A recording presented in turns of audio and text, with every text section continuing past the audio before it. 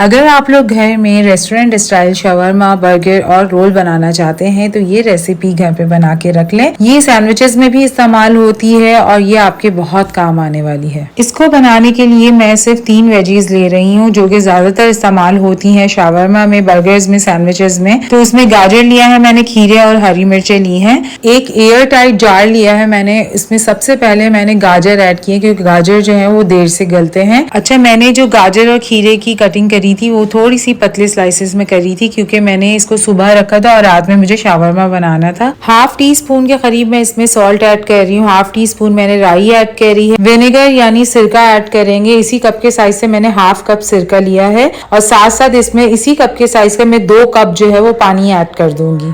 सारे ingredients add करने के बाद आपने इसको मिक्स करना है और इसको बंद करके एक जगह पे रख देना है। ये बहुत ही जल्दी बन जाता है। खीरे क्योंकि जल्दी पक जाते हैं इसलिए वो उसको 2 से 3 घंटे लगेंगे, बाकी गाजर और हरी मिर्ची 1 दिन का टाइम जरूर लेंगे। इस अचार को हम लोग अरेबिक अचार भी कहते हैं। 4 घंटे के बाद जब मैंने जार खोला था रेसिपी में इस्तेमाल करने के लिए इसे, तो खीरे हमारे बिल्कुल पक चुके थे। तो आप लोग ट्राई करके जरूर देखिएगा। नेक्स्ट वीडियो तक के लिए अल्लाह हाफिज।